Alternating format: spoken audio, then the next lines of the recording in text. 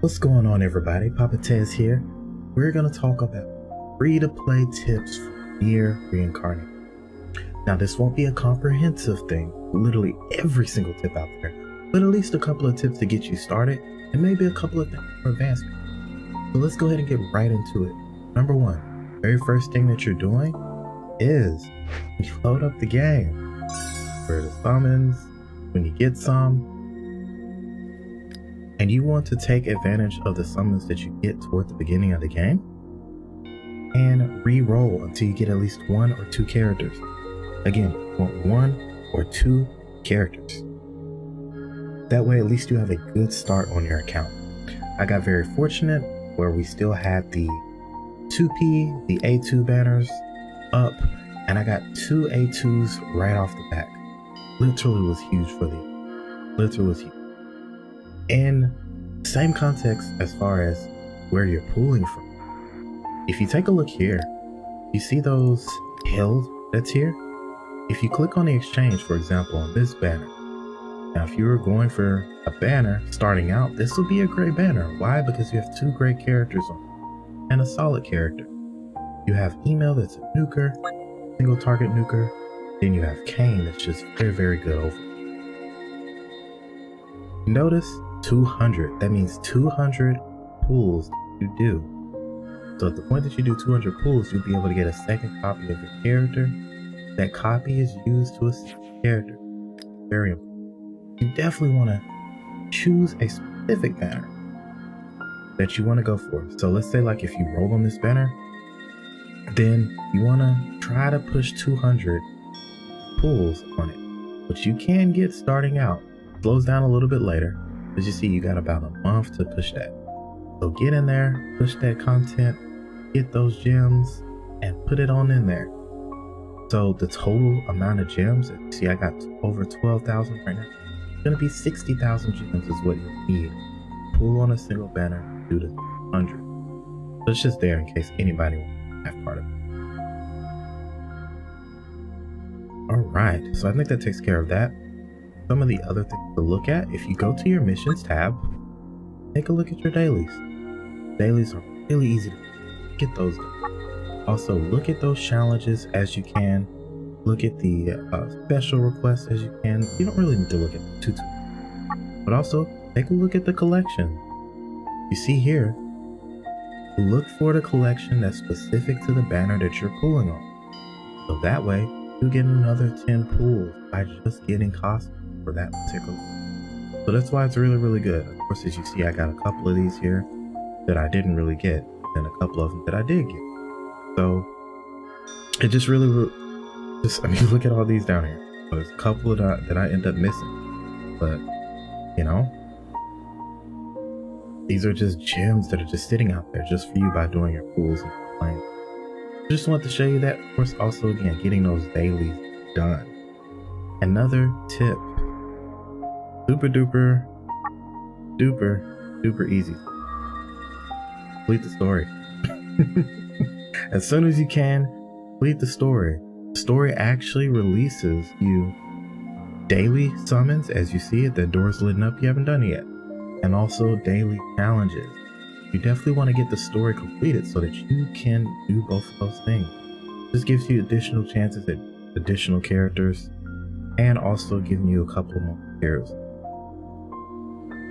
Another thing to look at is if you go back into the quest and subquest, a lot of times there are subquests that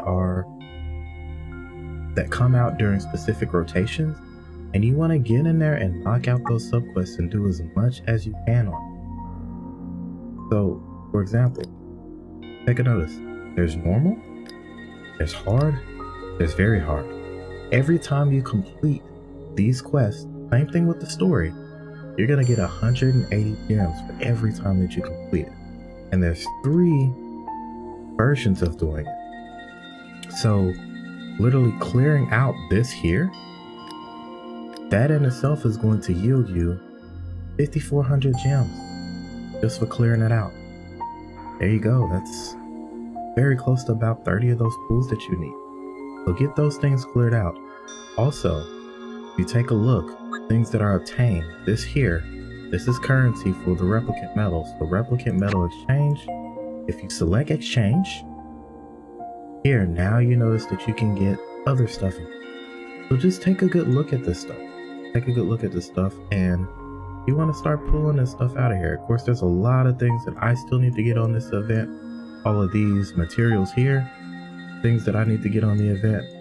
As you take a look down here are some of the things that I've already gotten. I got both of the characters because for this particular banner, I can use their weapons on this banner and get additional points. So yeah, definitely want to pull them. Also got my summons out of here, which aren't really expensive. And your insignia skills, your character enhancements, weapon enhancements, and a couple of the other things that I needed. So I know I'm a little bit picky as far as like some of the stuff that I pull out of here, but you definitely want to get in here and pull as much of this stuff as possible. So that's the cool thing. If you're running on a specific banner, run the mess out of that banner. Run that particular subquest into the ground so that you can pull as much as you can on. So those are a couple of the tips that I wanted to share with you guys. One last one here, exploration is how you level your main level, and also this is how you get stamina. Another additional way to get stamina. Besides, one other thing here, I know I just said one other thing, but let's look at it real quick. Subquest. Besides, on the events, if you take a look here, the event, hit the plus on stamina. Look, stamina, 300. They give you 3,000 stamina per event. That's what they've been doing.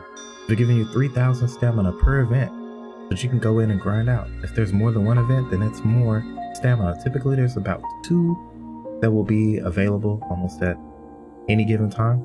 They overlap, maybe about 15 days or so, something. Maybe 15 to 10 to 20 days, maybe they overlap. That's just more stamina for you to go in, free stamina for you to go out there and get these rewards. They basically end up being free rewards because all you're using is just your stamina. So make sure that you're doing all those things.